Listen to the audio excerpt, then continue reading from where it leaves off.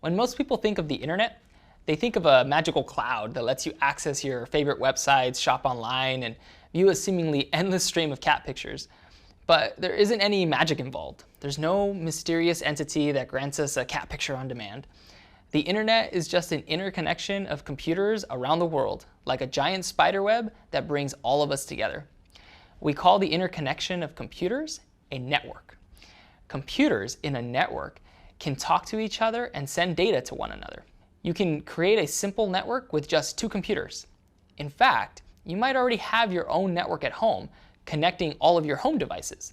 Let's think on a bigger scale. What about the computers at your school or workplace? Are they in a network? They sure are. All of the computers there are linked together in a network. Can we link your home, school, and workplace networks together? We absolutely can. Your workplace connects to a bigger network, and that network connects to an even bigger network, and on and on. Eventually, you've got billions of computers that are interconnected, making up what we call the internet. You, like most people, probably access the internet through a browser like Mozilla Firefox, Google Chrome, Microsoft Edge, or something else. This is done through the World Wide Web. But don't make the mistake of thinking the internet is the World Wide Web. The internet is the physical connection of computers and wires around the world. The web is the information on the internet. We use it to access the internet through a link like www.google.com. The World Wide Web isn't the only way we can access the internet. Your email, chat, and file sharing programs are also ways you can access the internet. In the IT field, managing, building, and designing networks is known as networking. Networking is a super important and large field in IT. There are specialized jobs, college degree programs, and tons of literature dedicated entirely to networking. If you work in the IT field, it's super critical that you understand the fundamentals of networking. The internet is composed of a massive network of satellites, cellular networks, and physical cables buried underneath the ground. We don't actually connect to the internet directly. Instead, computers called servers connect directly to the internet. Servers store the websites that we use, like Wikipedia, Google, Reddit, and BBC. These websites serve content. The machines that we use, like our mobile phones, laptops, video game consoles, and more, are called clients. Clients request the content, like pictures, websites, from the servers. Clients don't connect directly to the internet. Instead, they connect to a network run by an internet service provider, or ISP, like CenturyLink, Level 3, Comcast, Telefonica, and things like that. ISPs have already built networks and run all the necessary physical cabling that connects millions of computers together in one network. They also connect to other networks and other ISPs. These other networks connect to the networks of Google, Reddit, and universities, basically all the other networks in the world. Together, they form one giant network of computers called the internet. But how do the clients know how to get to servers? Well, how would you send a letter to someone? You'd put your address on the letter and send it to the address of the person you're sending the letter to.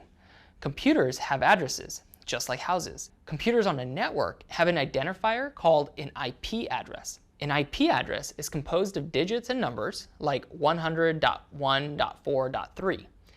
When we want to access a website, we're actually going to their IP address, like 172.217.6.46. Devices that can connect to a network have another unique identifier called a MAC address.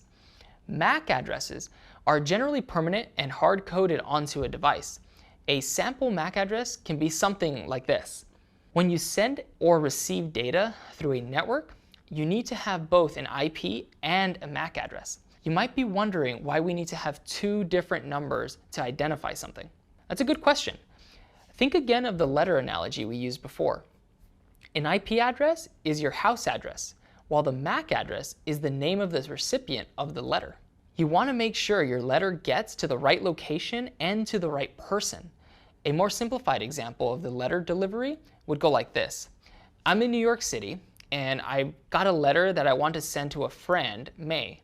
May's halfway across the world in Tokyo, so our letter will go through lots of places before it reaches her. I put her name and address on there, And I also put my name and address on there too. When I drop my letter off at the post office, the mail person looks at it. He thinks, I don't know how to get to Tokyo from here, but there's a truck that's headed to Texas. He puts my letter in that truck. At the post office in Texas, a mail person looks at that letter and says, I don't know how to get to Tokyo from here, but we have a truck going to San Francisco.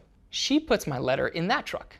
At the post office in San Francisco, yet another mail person looks at my letter. He says, oh, there's a plane headed to Tokyo, and puts the letter on that plane.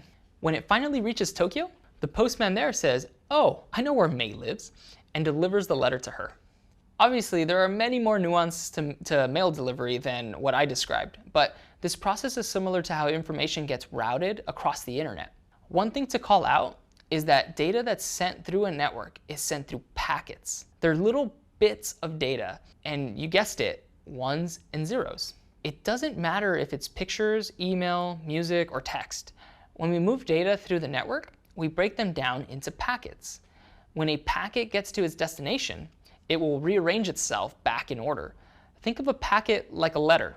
Let's actually look at this process again, but this time we'll use IP addresses and MAC addresses. Natalie has a computer with IP address 113.8.81.2, and she wants to go to google.com and search for pictures of cats. Before she does that, her computer has to send a packet to ask google.com if it can access their website. Our packet knows google.com's IP address is 172.217.6.46, but it doesn't know how to get there just yet. The packet travels from one place to another at each destination where it asks, hey, do you know where google.com is?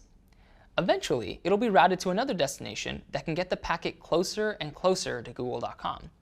Once it reaches a destination that can deliver the packet to a server at google.com, Google will send Natalie a packet saying she can access an unlimited number of cat pictures.